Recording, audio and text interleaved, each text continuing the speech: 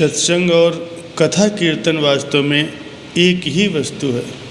इसमें अधिक अंतर नहीं है, क्योंकि मालिक का गुण गाना कीर्तन है और उसके भक्तों व संतों की शुभ चर्चा करना कथा है। ये दोनों मालिक की भक्ति के मार्ग हैं, परंतु पहले सत्संग है, क्योंकि जब तक सत्संग में भगवान के भक्तों की कथाएं न सुनी जाएंगी तब तक भगवान के गुण कोई कैसे गा सकता है। भगवान के स्वरूप को किसी ने पहले अपने आप क्या जाना है।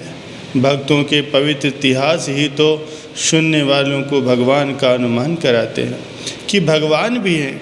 यदि भक्तों की कथाएं न सुनी जाएं तो भगवान को कोई कैसे याद करेगा और कब तक करेगा। जिस प्रकार फल के अंदर रस छुपा होता है, उसी प्रकार भक्तों के अंदर भगवान छुपा होता है। जब तक फल ही सामने नहीं आएंगे तब तक उसके रस का ज्ञान कैसे हो सकता है। ये सत्य है कि असल वस्तु रस ही है, जो फल को भी ताजगी और सुंदरता बख्श रहा है, परंतु उसका विश्वास फल ही के देखने से होगा। भक्तों का शरीर फल है। जब तक उनका सत्संग नहीं किया जाएगा तब तक भगवान की भक्ति के विचार ही उत्पन्न नहीं होंगे। इसीलिए सबसे पहले मालिक के भक्तों और संतों का सत्संग है, इसके उपरांत मालिक का गुणानुवाद है। इसीलिए जो जीव भी भक्ति मार्ग पर आए हैं वो प्रथम भक्तों की ही शरण में पड़े हैं, क्योंकि जैसे फल के बिना रस का ज्ञान नहीं होता है, ऐसे ही भक्तों के सत्संग के बिना भगवान का ज्ञान नहीं होता।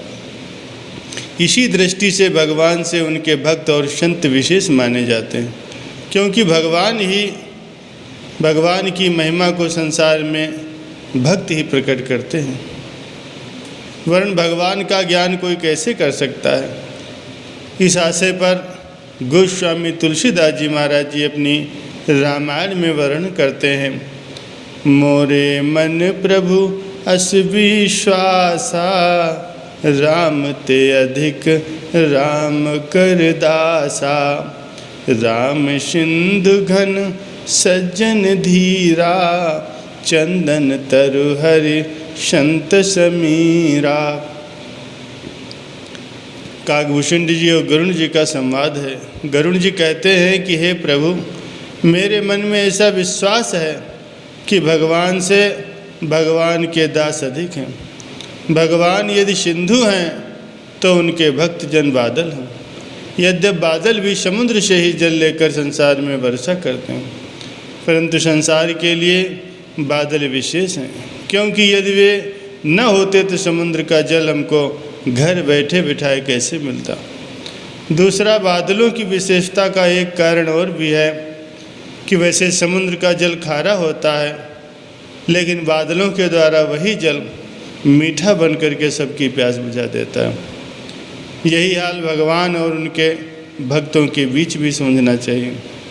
फिर कहते हैं, भगवान यदि चंदन का वृक्ष हैं तो संत जन पवन के समान हैं, जो उनकी सुगंधी को दसों दिशाओं में फैला करके सब वृक्षों को चंदन का रूप बना देते हैं। एक जगह और कथन करते हैं कि मुद मंगलमय संत समाजू, जो जग जंगम तीर्थ राजू। संतों का समाज आनंद और मंगल रूप है, जो संसार में चलता फिरता था प्रयागराज है और घर बैठे बिठाए लोगों को स्नान कराता फिरता है। फिर सत्संग इसलिए भी विशेष है कि इससे भक्तों के चरित्र सुनने से मन में भक्ति भाव की उमंगें आपसे आप उत्पन्न होने लगती हैं, जो मनुष्य के मन को साफ और शुद्ध बनाती हुई ऊपर की ओर चलती हैं, जिससे आत्मानंद की मस्ती और खुशी आने लगती है और हृदय में वैराग्य उत्पन्न होता है। और जिस समाधि के सुख को योगी और ज्ञानी ढूंढते रहते हैं, उसका अंदर ही अंदर भान होने लगता है। इसी वास्ते सत्संग को मुख्य समझा गया है। जो मनुष्य सच्चे भाव से सत्संग में जाता रहता है और श्रद्धा भक्ति से वचनों को सुनता है, वह सहज ही परम सुख को प्राप्त कर लेता है। परंतु ये महिमा केवल महापुरुषों के सत्संग की है, इसीलिए मामूली सत्संग से ऐसा लाभ नहीं होता। कुछ न कुछ फल तो हर जगह मिलता ही है, चाहे वह कीर्तन हो या किसी पोथी का पाठ हो, परंतु आत्मिक ज्ञान तो महापुरुषों की संगत से ही प्राप्त होता है। कबीरा संगत साध की, साहिब आवे याद, लेखे में सोई घड़ी, बाकी दिन बर्बाद। साध मिले साहिब मिले, अंतर रही न रेख, मनसा वाचा कर्मणा, साधु साहिब एक। पांचवी पातशाही जी श्री गुरु अर्जुन देव जी महाराज जी अपनी वाणी में कथन करते हैं,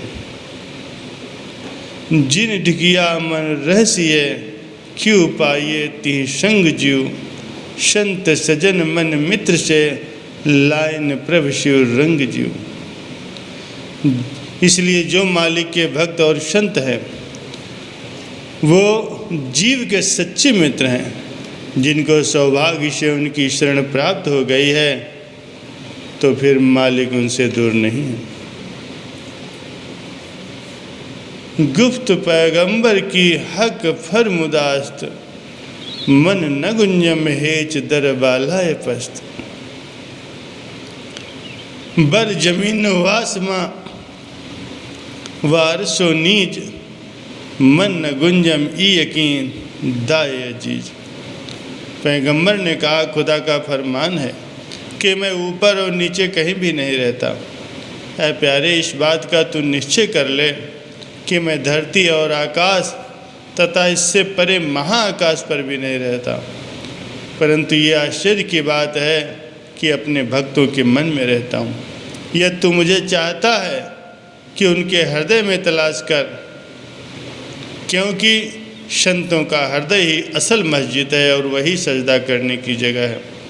मैं न धरती पर रहता हूँ न आकाश में रहता हूँ, परंतु अपने प्यारों के दिलों में छिपा रहता हूँ। प्रभु अपने मुख से कहो, साधु मेरी देह, उनके चरणन की मुझे प्यारी लागे खे। और श्री रामचंद्र जी महाराज शबरी भिलनी को नवधा भक्ति के प्रसंग में इस प्रकार का वर्णन करते हैं, सप्तम शब मोहि मैं जग देखे, मोते अधिक संत कर लेखे। ए भिलनी, सातवीं भक्ति यह है कि सब संसार मेरा रूप जानो, लेकिन संतों को मुझसे भी अधिक मानो।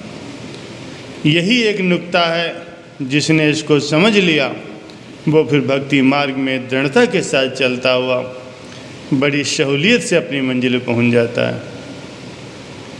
जिसने इसको नहीं जाना उसकी राह में बड़ी बड़ी कठिनाइयाँ आती हैं और ऐसी विपत्तियों का सामना करना पड़ता है जिसके कारण वो बेचारा घबरा करके फिर माया के गड्ढे में जा पड़ता है।